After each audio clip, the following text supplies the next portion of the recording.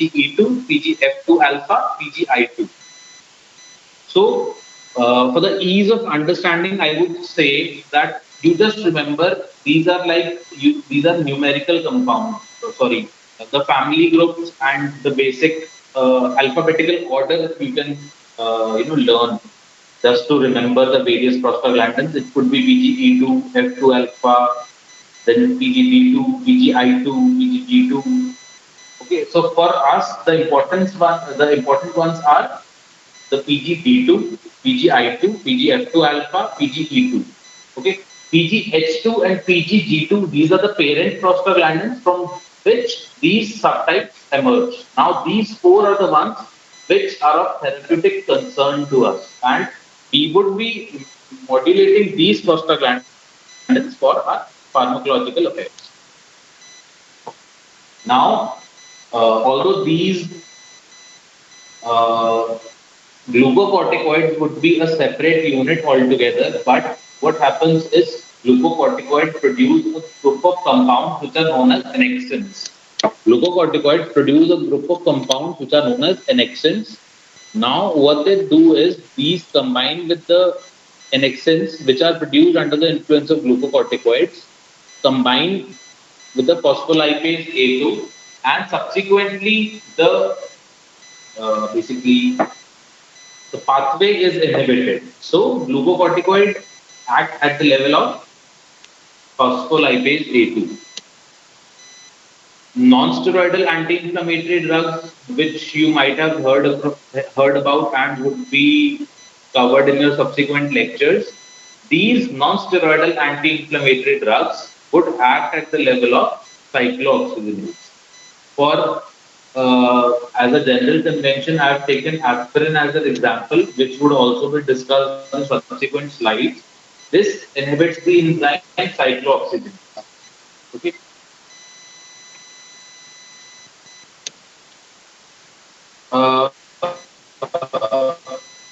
If possible, please take a photograph or a screenshot of this slide, considering that I could not find much elaborate differences between COX-1 and COX-2 isoenzymes in several books. So after going through a few of them, I could find a few differences, and it will help you understand the concept a little better. So for your understanding and for your ease for the chapter, please have a screenshot of this slide. I'll just read the key points in the presentation. Firstly, the we have to remember from this, whatever I am discussing today, the key take-home message from this lecture would be the difference between the COX and the COX1 and the COX2. Okay, so this is a must to remember thing from this lecture. So the expression means how well is COX1 expressed in the body. So we have to remember that COX1, which is cyclooxygenase 1, is constitutive. Constitutive means it is housekeeping type of cyclooxygenase which helps in maintenance, protection, and maintenance of various physiological systems. So I have written constitutive under COX1. Now coming to COX2, the first word that you come across is inducible. Inducible why? Because these might be lying dormant, but under the influence of various inflammatory mediators and under influence of various uh, pathways, these get stimulated, the cyclooxygenase 2, but are not normally found. Okay, so the tissue location of COX1 is ubiquitous. Ubiquitous means it is found in almost all the body systems and all the uh, systems. Okay, COX2 on the other hand is primarily found in the inflamed and activated tissues. COX2 on the other hand is found in the inflamed and activated tissues. Cyclooxygenase 1 uh, location is all over. Then cell localization, it is found in the endoplasmic reticulum. COX2 is primarily found in the nuclear membrane and the endoplasmic reticulum. Substrate selectivity, arachidonic acid, icosapentaenoic acid, and same is for cyclooxygenase 2. Important point is the role. Please remember the point of role of cyclooxygenase. It is to protect and maintain. Basically, it is a housekeeping group of cyclooxygenase. Housekeeping, what do we understand by it is maintaining the various physiological system and protecting it. That is the meaning of housekeeping, and that is the role of cyclooxygenase 1. So this is protective in nature for us. On the contrary, COX-2 is pro-inflammatory. Means whenever there is inflammation, the COX-2 would be stimulated, and it is also mitogenic. Means it helps in multiplication of various cells in the body.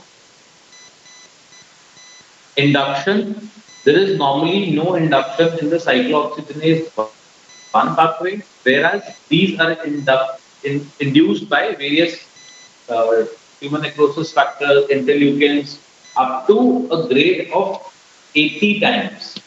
So normally these would be lying dormant, but as and when there is an inflammatory response, so these what happens is the tumor necrosis factors or the interleukins or various inflammatory mediators would be detected by the receptors which are present on the cell membrane. Now, after being detected, these would just pass on the message, and there would be a response that the cyclooxygenase 2 would be stimulated. Inhibition of cyclooxygenase 1 is primarily low dose aspirin. How is it important? We'll be discussing. And on the other hand, because COX2 is primarily produced in inflammatory conditions, so to suppress it, we might be taking the help of various drugs, for example, non-steroidal anti-inflammatory drugs, specific COX2 inhibitors, anti-inflammatory glucocorticoids, etc. Now, a recap of what we've already discussed. COX1, which is present in almost all the body cells and is helpful in regulation of vascular responses and gastric cytoprotection. COX2 is inducible by the cytokines during inflammation.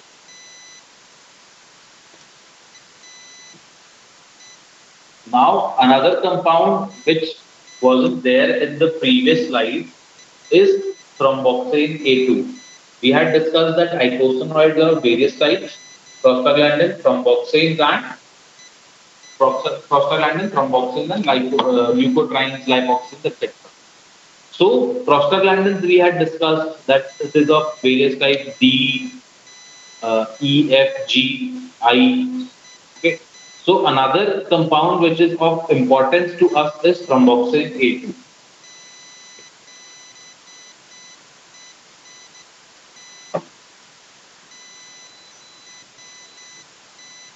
Now coming to the leukotriene pathway. So basically what happens is these two pathways, which is the COX pathway and the LOX pathway, these two pathways occur in the body in synchrony. So what happens is one of arachidonic acid is a parent, metabolite through which the various precursors or mediators would be formed. So under the influence of 5-lipooxygenase, 5-HPET would be produced, and this 5-lipooxygenase gets produced in the lungs, the platelets, and various mast cells. Now, this 5-HPET produces leukotriene A4, which further produces LTB4 and C4. Please take a look at the arrows that the leukotriene A4 is getting produced, getting converted to C4 and D4. This C4 subsequently gets converted to D4 and E4. Okay. So now we have to remember how these occur in synchrony. Arachidonic acid, if these under the influence of prostaglandin GH synthase or cyclooxygenase, as we know, gets converted to prostaglandins, which on influence of thromboxane A2 synthase get converted into thromboxane A2. PGE synthase, it gets converted to PGD2, PGE2, PGF2 alpha.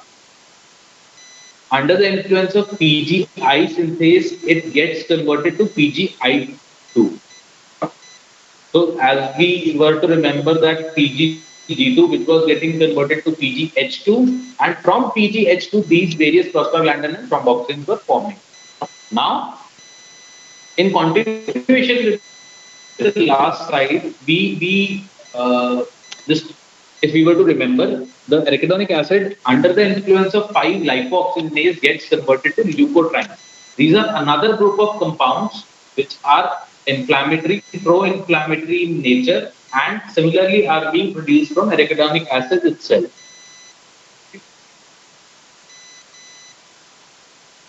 So the various types of leukotrienes A4, B4, C4, D4, although the order might not be in place, but just for the ease of understanding. So these coexist in the body together.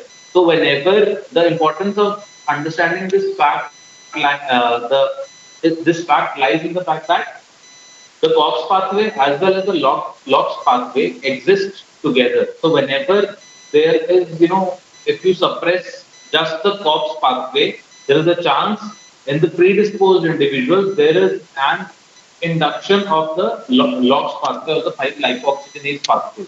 So taking into account that these themselves are pro-inflammatory in nature, so if you block one pathway, all of the arachidonic acid might be diverted towards the LOX pathway, and the inflammation suppression itself might not be complete.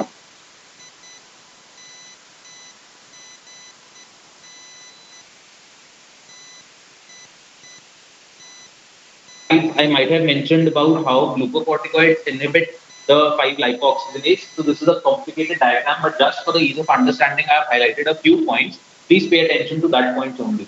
So this glucocorticoids, these penetrate the cell membrane, bind with the glucocorticoid receptor heat shock protein complex. After getting bound to the heat shock protein, it dimerizes and dimerizes with the glucocorticoid response element, forms an mRNA. Protein synthesis forms a protein which is known as annexin A1, which is highlighted in the blue. Now, this annexin suppresses the COX2 and phospholipase A2. So, the subsequent expression of phospholipase A2 and COX2 is inhibited, and so the inflammatory response is inhibited.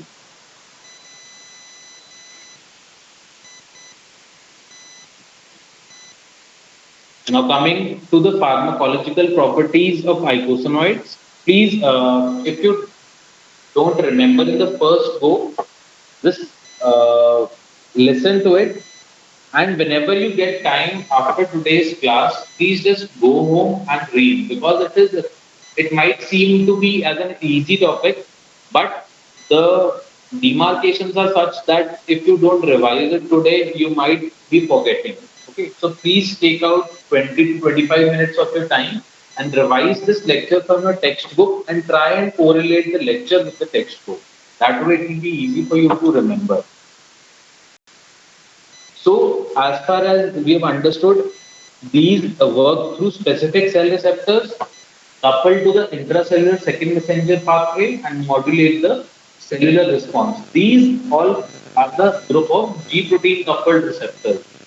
Okay, so the receptor ligands that we primarily talked about: prostaglandin, arachidonic acid, prostaglandin G2, prostaglandin H2 getting converted into D2, E2, I2, and F2 alpha, and thromboxane A2. So just to remember the prostaglandin pathway, there are various types of prostaglandin which you could be seeing on your screen, and these are the various ligands: the G2, the E2, F2 alpha, I2, thromboxane A2, and these themselves would act on various receptor systems, that is the DP1, DP2, EP1, EP2, EP3, EP4, FP, IP, TP alpha, respectively. So, for the ease of understanding, for your ease of understanding, just please remember, try and remember that the DP1 receptor, the EP2 receptor, the EP4 receptor, and the IP receptor. These are relaxant in nature. These are relaxant in nature, or you could understand this way that these are protective in nature. Okay, so this is I have tried and simplified this receptor and the ligand combination to a certain extent. Please remember the DP1, EP2, EP4, IP are relaxant in nature. These are relaxant in nature. Okay. The rest of these could be stimulatory, could be inhibitory, but these are relaxant in nature. So if you just grossly keep this idea in mind, it will be fairly easy for you to understand this next slide.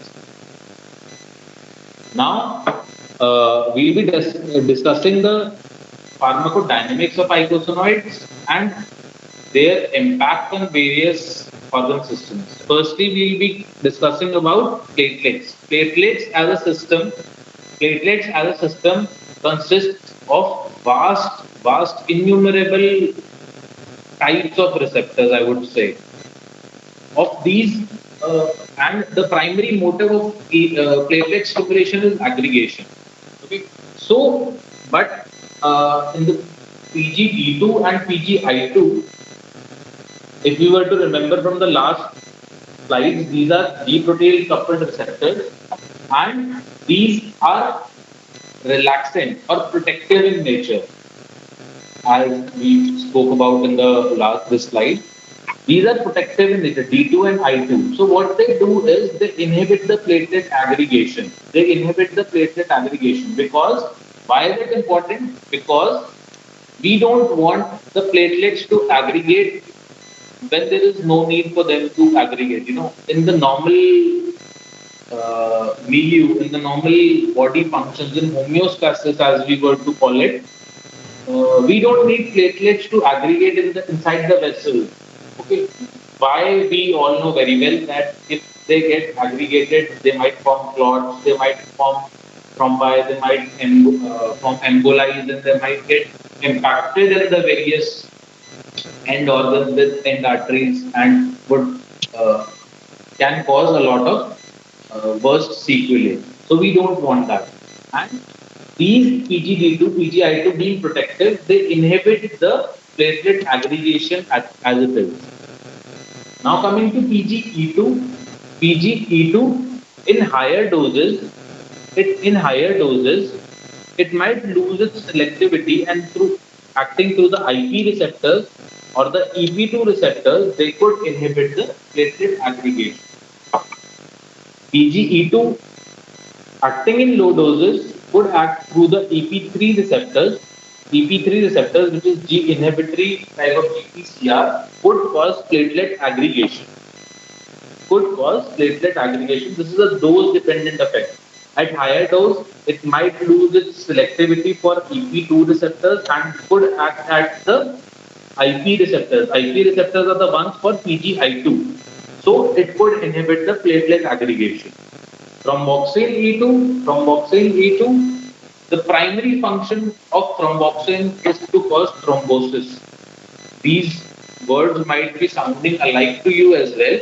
Thrombosis and thromboxane A2, these cause platelet aggregation.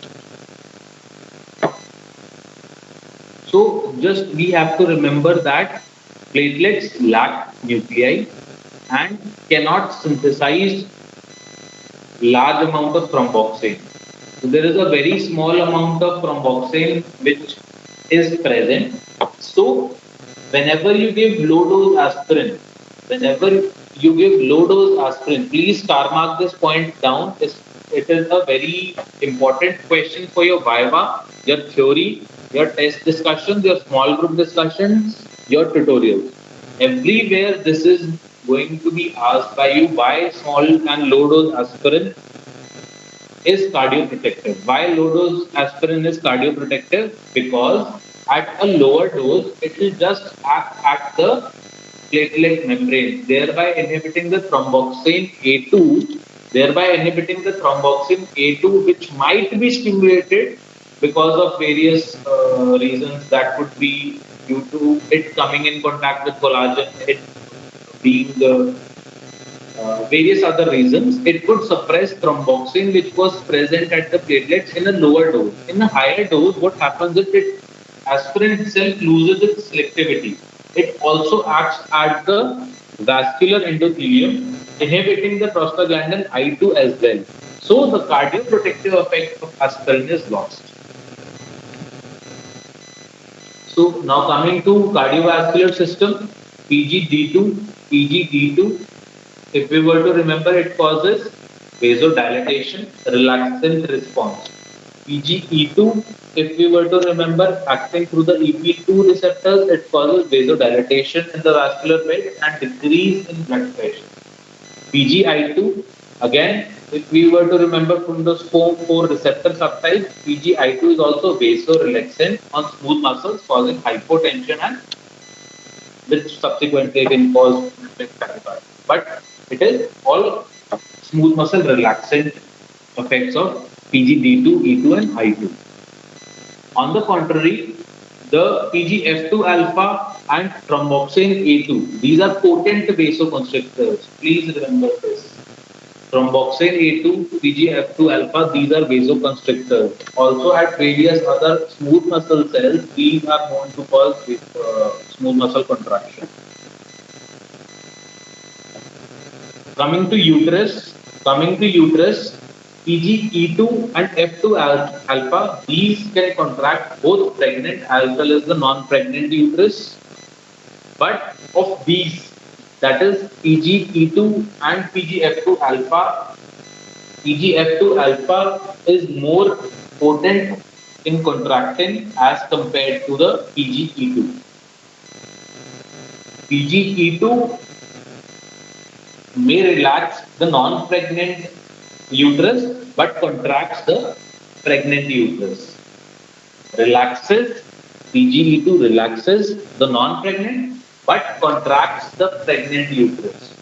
So it is, in a way, if you were to think of it in a way, it is helping in maintaining the physiological system, PGE2. That was relaxant, which we remember from our previous slides. At term, prostaglandins often soften the cervix and could help in initiation and progression of labor. Dysmenorrhea, there is an increase in prostaglandin E2 and F2 alpha. Dysmenorrhea, there is an increase in prostaglandin E2 and F2 alpha. These prostaglandins sensitize the nerve endings to various other inflammatory mediators, thereby increasing the sensation and feeling of perception of pain. Now coming to various other organ systems. Firstly, the GIT, the renal homeostasis. The GIT, prostaglandin E2 and I2 again. Please remember prostaglandin E2 and I2 relaxant and protective as we were calling them as of now, till now. So these are again anti-ulcerogenic. Anti-ulcerogenic. Ulcer means a discontinuation in the membrane. That is an ulcer. So what happens when an ulcer develops? There would be bleeding. There would be, denudation of various layers of the GIT and a whole lot of sequelae. So this prostaglandin E2 and I2 seems to be anti-ulcerogenic or gastroprotective.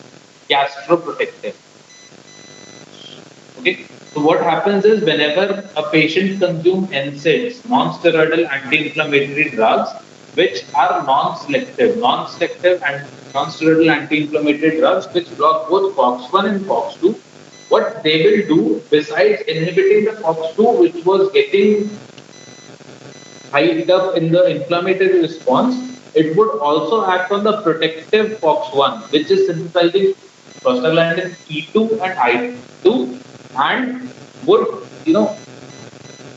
cause ulcers. That is the reason for NSAIDs or non-steroidal anti-inflammatory drug induced ulcers.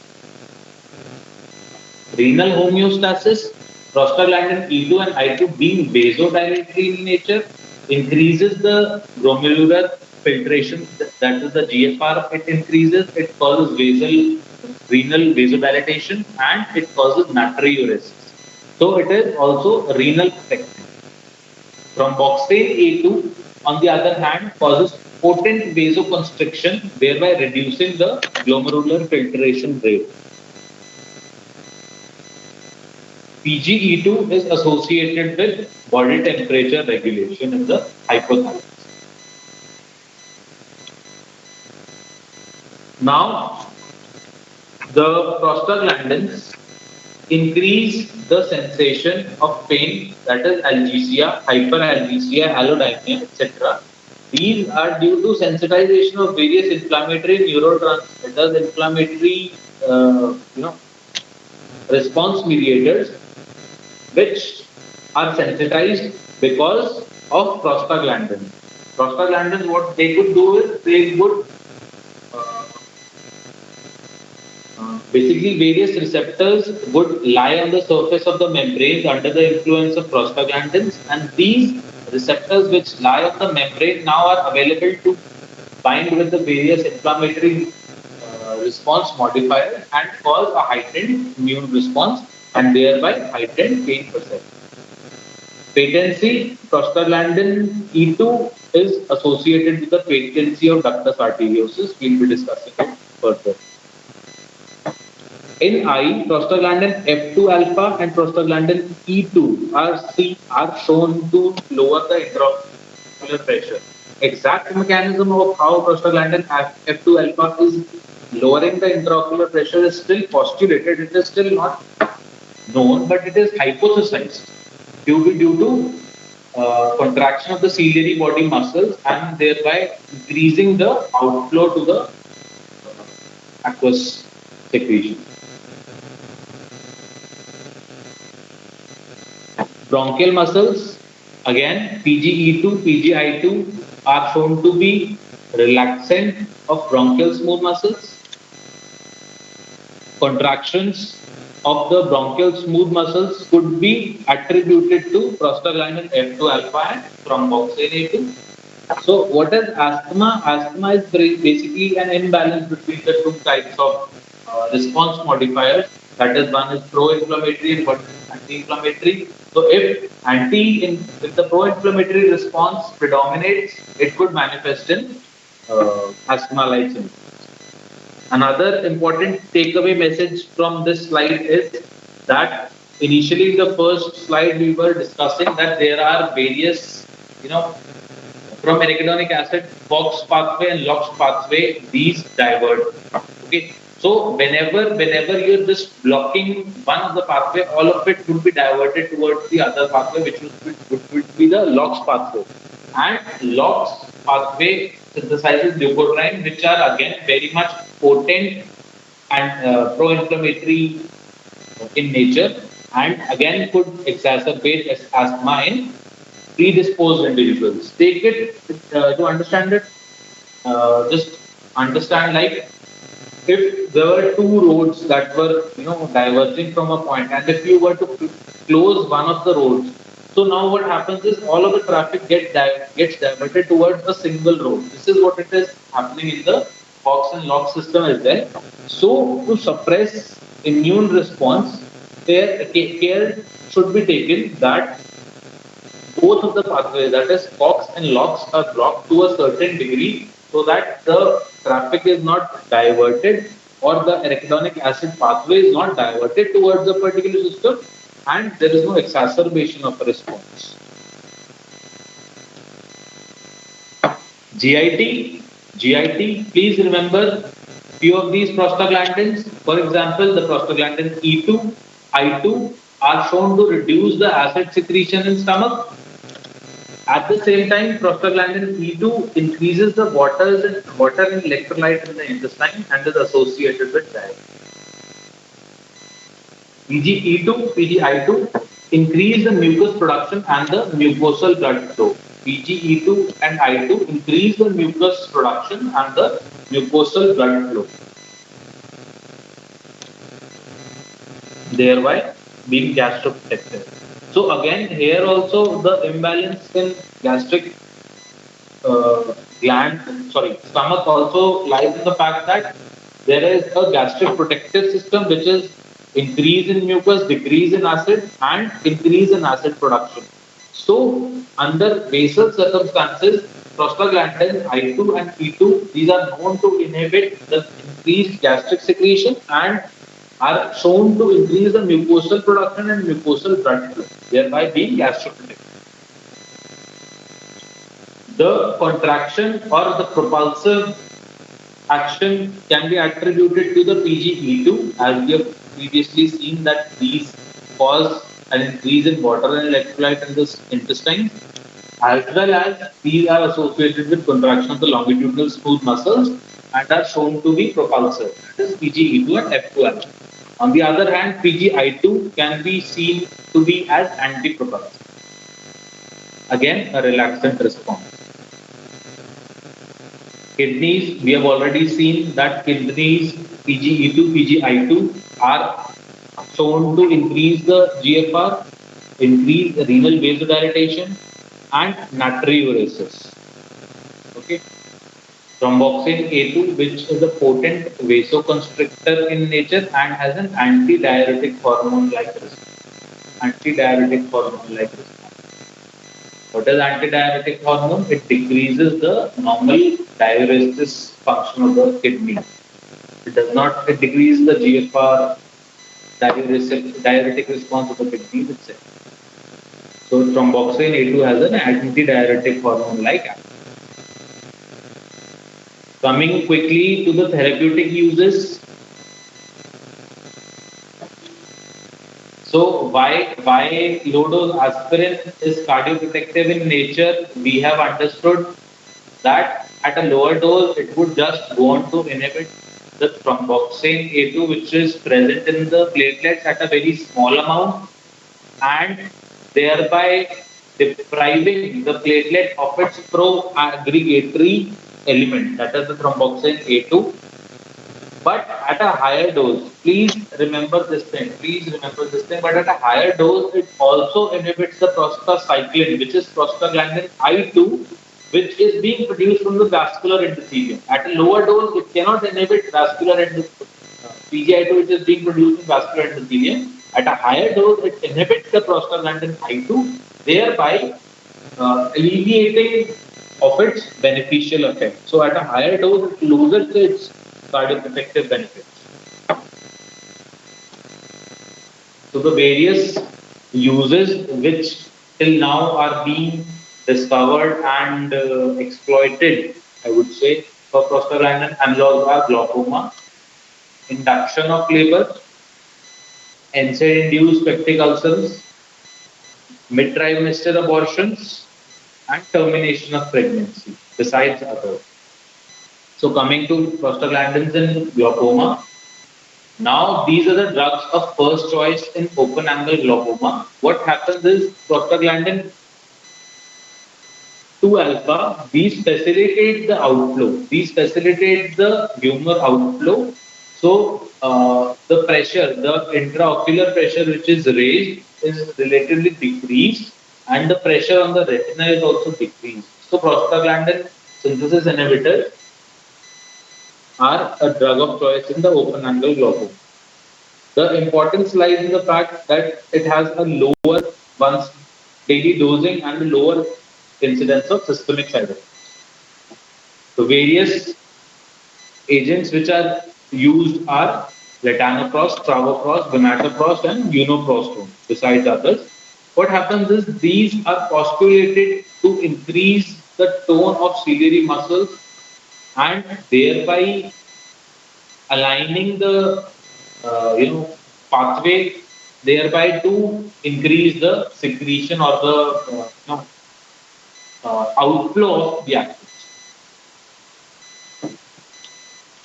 Latanoprost increases the aqueous outflow through the uveoscleral route. So, what are the routes of outflow of aqueous? Please remember how many routes are there. What is the basic major route? Now coming to the side effects of latanoprost, which are brown pigmentation of the eyes, ocular irritation, pain, darkening and lengthening of the eyelashes. Darkening and lengthening of the eyelashes. These are common problem with the use of latanoprost. Why? Because prostaglandins are shown to be melanocyte stimulating, or they are shown to be causing melanogenesis, which is attributed in darkening and lengthening of the eyelashes, brown pigmentation of the iris.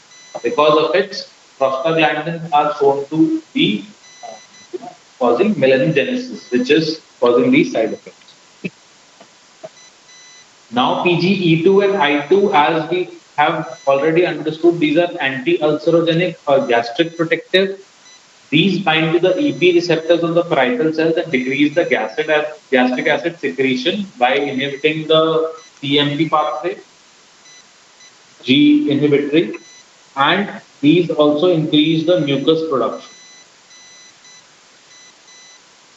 As we can see from this diagram, that it combines with the EP3 receptors. EP3 receptors thereby inhibit the CMP pathway and thereby inhibiting the gastric acid secretion in the stomach. At the same time, if you were to see the PGE2, PGI2, misoprostol, all acting by the EP3 receptors, stimulates the mucus production. So it is both inhibiting the acid secretion as well as stimulating the mucus production, thereby gastroprotective. So what are the agents which can be used? Misoprostol, which can be used in a dose of 100 to 200 microgram, decreases the basal acid secretion by 95%. And for prophylaxis, the dose is 200 micrograms 4 times a day.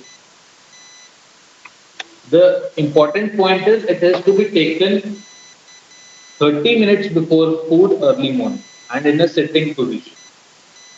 30 minutes before consuming any food early morning in a sitting position. Enoprostol is again associated with healing of the NSAID induced ulcer. Enoprostol and misoprostol both are shown to be gastroprotective, acting on the EP3 receptor, which are decreasing acid and increasing the mucus production. Now they themselves come with a host of systemic side effects, including diarrhea, and hence should be avoided in inflammatory bowel diseases, which is diarrhea predominant. So inflammatory bowel disease could be constipation predominant and diarrhea predominant. As we know that prostaglandin E2 was increasing the electrolyte and water content of the intestines, as well as these were propulsive in nature.